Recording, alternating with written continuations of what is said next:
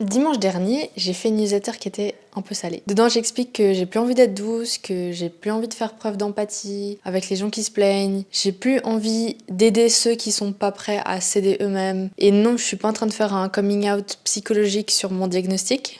Je suis juste en train d'expliquer ce que je veux plus dans mon business en fait, et même dans ma vie en général. Mais ça va, je suis pas trop mal entourée en général. En fait, depuis toute petite, je fais face à différentes situations, différents problèmes dans ma vie. C'est toujours plus ou moins lié à l'argent. Ma mère, elle a dû s'en sortir avec 3 enfants à charge quand mon père est décédé. La dette, elle était difficile à gérer, voire impossible, avec une maman du coup qui a pas de diplôme, qui à l'époque avait pas de travail stable. Elle s'est retrouvée dans la mer de noir. Et je suis convaincue, je le sais aujourd'hui, qu'elle a fait tout ce qu'elle pouvait pour nous sortir de là.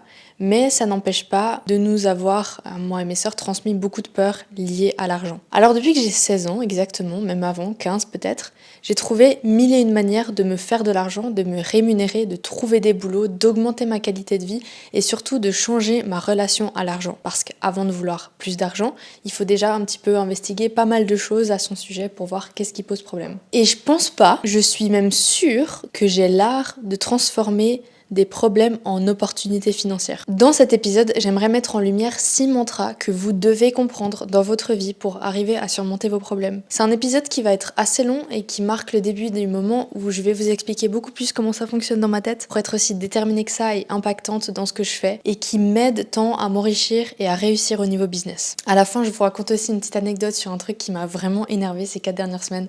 Alors, bonne écoute!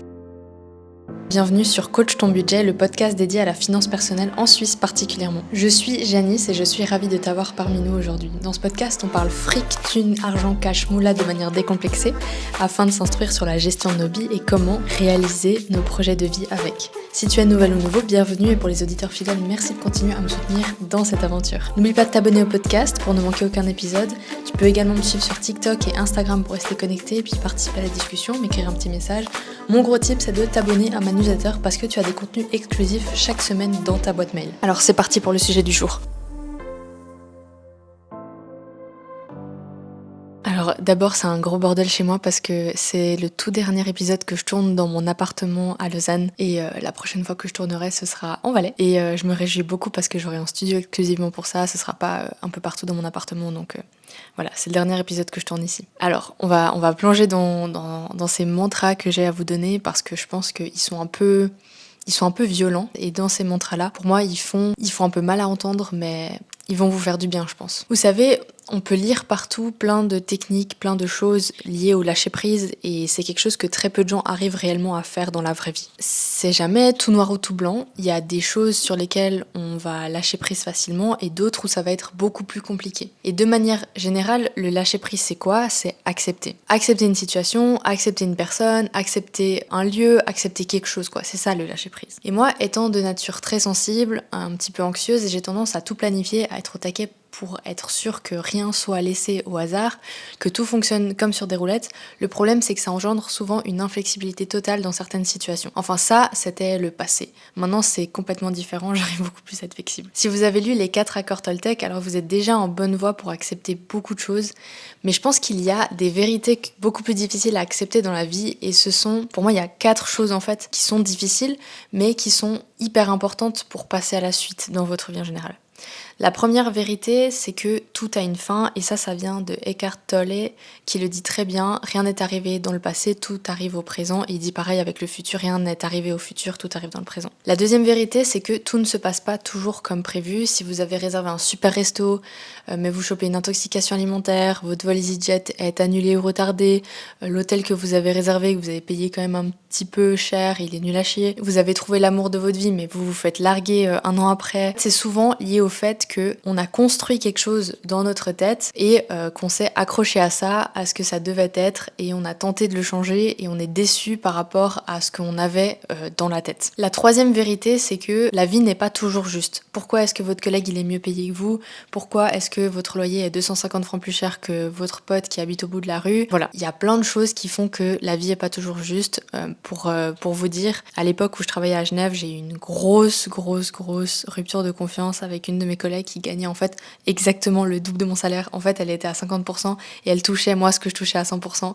Donc imaginez ce que ça a fait quand je l'ai découverte. C'est pas que le cataclysme au sein de l'entreprise, c'était moi comme j'étais dévastée. Et C'était la première chose qui m'a appris que tout n'est pas toujours juste et c'est pas qu'on doit accepter toujours tout, même si c'est le but, c'est le premier point dont je vous parle, c'est qu'il y a des choses immuables et en fait soit vous décidez de voir autre chose, soit vous changez. Mais bref, c'est tout l'épisode. On reste concentré, Janice. La dernière vérité sur les 4, c'est que la douleur, ça fait partie de la vie.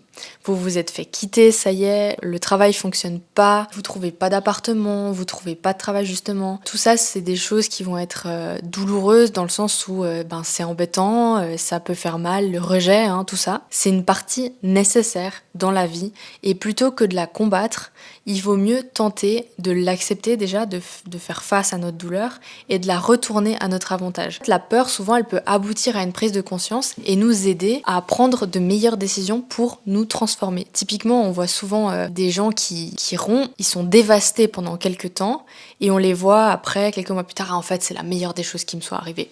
Typiquement, voilà. Il y a des études qui prouvent que les gens qui ont vécu plus de choses douloureuses dans la vie sont plus heureux après. Certaines choses sont inévitables dans la vie. Point barre. Passer à la suite. Après accepter, le premier point, c'est observer. Parce qu'on a tendance à voir le monde à travers nos propres lunettes. On pense voir la vérité, mais ce qu'on voit, c'est souvent coloré par nos attentes, nos espoirs et souvent nos préjugés. C'est une réalité un petit peu piquante à avaler et que je sais que beaucoup de gens ne seront pas d'accord avec ça parce que justement ils ont leurs propres lunettes. Mais je vais vous dire une chose, c'est que chaque difficulté, donc vous avez vos lunettes, vous voyez un problème. Chaque difficulté cache une opportunité. Et je vais vous le répéter encore une fois. Chaque problème camoufle une opportunité. Simplement, vous la voyez pas. Vous ne voulez pas la voir. Alors pourquoi vous retirez pas vos lunettes et vous plongez un regard tout frais sur votre quotidien, sur votre problème, sur votre situation. Laissez tomber ça devrait être comme ça et essayez plutôt, c'est comme ça. La réalité, elle est tout ce qu'il y a de plus factuel. Le reste, c'est souvent nous qui le créons dans notre tête. C'est une situation que nous avons créée, c'est une situation factuelle qui existe. L'aspirateur est au milieu de la pièce. Nous, on a créé un problème à partir de ça. Je vais me le prendre dans les pieds, c'est un problème qui soit au milieu de la pièce. Mon loyer a augmenté de 100 francs par mois en moins de 9 mois. Bien sûr que ça me fait chier. Qu'est-ce que je fais ? Je réévalue mon envie de rester dedans. Est-ce que je peux me permettre cette augmentation ? Oui. Est-ce que j'ai envie de la payer ? Non. Qu'est-ce que je peux faire pour éviter de la payer ? Une contestation ? C'est presque sûr qu'elle va échouer. Bon, quel est l'autre plan ? Et si je pensais à déménager ? Ok, on va regarder qu'est-ce qui se passe sur le marché. Et là, je me rends compte que les appartements dans la région sont au même prix. Donc que c'est inévitable. Je dois accepter cette augmentation de loyer ou partir ailleurs où c'est moins cher. Ça veut dire changer potentiellement de canton. Ce que je veux faire. Ensuite, le point suivant, c'est qu'il faut apprendre à vivre avec le stress et l'instabilité. Ça fait partie de la vie. Parfois, on s'accroche à cette idée que notre situation actuelle, c'est la meilleure des situations, c'est le meilleur des scénarios possibles. C'est un piège qui est confortable et c'est réel. Je vous demande pas de toujours tout remettre en question et de vous dire ah non mais en fait ça me va pas du tout le temps. Non, c'est pas ça l'idée. Mais le problème c'est que souvent vous êtes dans un confort qui est une illusion de confort. C'est court terme. Vous vous dites mais là j'ai un super bon job, mais au job ça va pas du tout. Vous avez des problèmes de peau, vous avez du stress, vous avez des problèmes de ventre, etc. Non mais je me suis super bien payée, etc. C'est une illusion court terme. Et souvent c'est le corps qui parle dans ce genre de cas. Imaginez par exemple que vous êtes au chaud dans votre couverture pendant des années et vous voyez par la fenêtre le monde qui bouge, qui vit, qui change. Et c'est vraiment facile de se dire non mais là sous ma couette je suis bien. Mais pourtant c'est dehors que la vie vous attend. Avec les surprises, avec les découvertes, avec tout ce qui se passe. Donc regardez un petit peu comment vous êtes dans votre travail, regardez les opportunités qu'il pourrait y avoir derrière en fait. C'est comme une quête vers de nouvelles possibilités. C'est reconnaître que le confort d'aujourd'hui pourrait bien être le regret de demain. Ouh, c'est poétique là ce que je viens de dire. Mais je vais le répéter en fait. Le confort d'aujourd'hui pourrait être le regret de demain. Si on refuse à explorer, à apprendre et à grandir. Le changement, c'est la seule constante. Et en le cherchant activement, on invite une multitude de meilleurs mondes possibles à prendre forme. Ça, je vous le promets. J'en profite vite ici pour vous parler du workshop que j'organise à Lausanne le 20 avril à 14h en présentiel. C'est un workshop pour vous apprendre à créer votre offre, trouver votre premier client, construire votre stratégie marketing. Donc c'est très axé digital naturellement, ça pourrait aussi être quelqu'un qui cherche en physique. Ça s'adresse à toute personne qui n'a encore rien démarré comme quelqu'un qui a déjà un produit en vente et qui aimerait vraiment l'améliorer parce que ça décolle pas. Je mets le lien en barre d'infos, c'est beaucoup plus complet que ça comme workshop. C'est à peu près 3 heures de workshop avec 1 heure de networking. Vous avez à disposition la nourriture, les boissons. Il n'y a que 10 places par contre, et la moitié sont déjà parties. Alors foncez pour prendre la vôtre. Peut-être que je rajouterai des places, mais je suis vraiment pas sûre. Ça dépend de la capacité d'accueil de l'endroit où on va se retrouver. Je me rends compte que l'arrière-plan, il est vraiment bordélique, mais bon, vous m'excuserez, c'est ça un déménagement. Bon, le prochain point, c'est peut-être quelque chose dont vous avez jamais entendu parler. Et ça s'appelle l'antifragilité, l'art d'exploiter l'antifragilité. L'antifragilité, c'est un système qui rebondit après un revers pour revenir plus fort. C'est un concept qui est introduit par Nassim Nicolas Taleb dans son livre Antifragilité, Things That Gain from Disorder. C'est une propriété des systèmes qui les rend non seulement résistants au chaos et à la volatilité, mais qui leur permet aussi de se développer et de s'améliorer en réponse à l'adversité. Et contrairement à ce qui est simplement robuste ou résistant, ce qui ne se dégrade pas sous la pression, l'antifragile s'épanouit et se renforce. Prenez l'exemple de vos muscles. Quand vous allez à la salle, le corps il se contente pas de réparer les dégâts, il crée encore plus de masse musculaire pour compenser. Ça c'est l'antifragilité. Et certaines personnes profitent vraiment de cette antifragilité. Les entreprises flexibles, les systèmes qui plutôt que de se briser sous la pression, ils se métamorphosent et ils se bonifient. C'est un peu comme lorsque vous observez un cours d'eau qui contourne les rochers. En fait le cours d'eau il s'arrête pas quand il y a une pierre devant. Il lutte pas.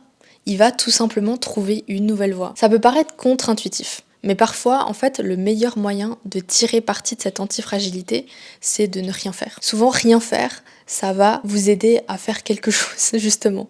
Ça veut pas dire qu'il faut procrastiner nécessairement, ça implique un petit peu de procrastination, ça c'est juste, mais c'est de reconnaître que la solution n'est pas toujours de faire, mais parfois de laisser être. C'est de permettre au processus naturel d'adaptation ou d'évolution de suivre son cours sans interférence. Typiquement quand vous êtes en train de chercher plein de ventes, que vous êtes en train de faire 1000 trucs à droite à gauche, c'est pas ça. C'est un art délicat, celui de savoir quand agir et quand se tenir à l'écart, et lorsqu'on le maîtrise, on permet à la résilience intrinsèque de s'exprimer pleinement. Mais j'espère que vous comprenez un petit peu ce que moi je veux dire derrière tout ça. Ça, je pense que c'est quelque chose qui est très valable pour la vente ou quand on démarre un business. Il y a une musique que j'écoute en ce moment d'ailleurs. Les paroles c'est « Making a living can feel so slow ». Donc se faire des revenus, se faire un business peut paraître très long. Ouvrir une entreprise, c'est un marathon, c'est pas un sprint. Aujourd'hui, on a tellement de résultats rapides avec les réseaux sociaux qu'on pourrait se dire que tout est facile, que tout ira vite.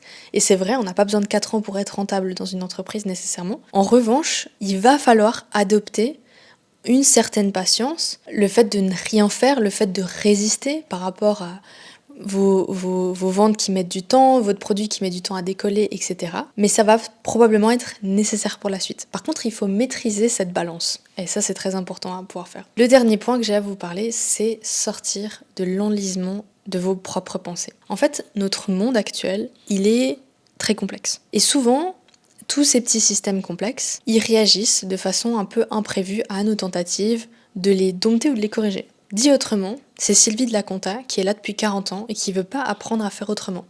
Personne veut être Sylvie de la Compta. Personne. En gros, se retrouver empiétré dans une pensée stagnante, c'est continuer à gratter la surface d'un souci sans jamais vraiment plonger dans l'engrenage. Ou l'entretien, sans chercher à comprendre ce qu'il nourrit véritablement, sans vouloir chercher à changer les choses, à les améliorer. Et je vous le dis, c'est un gros problème. Sortez-vous de là. Regardez le monde avec un œil différent, soyez curieux, posez-vous des questions, remettez les choses en question. On arrive à la fin de cet épisode. Les vidéos, du coup, comme vous savez, je profite aussi de le faire sous format vidéo sur YouTube, comme ça vous pouvez regarder. Je suis dans ma cuisine actuellement et j'ai décidé de changer de micro, j'ai mis aussi un petit truc dessus parce que souvent je crache dedans. Et du coup, je voulais vous raconter un petit peu, pour illustrer ces petites choses, que j'ai mis du temps à mettre sur papier, parce que c'était un peu dur de...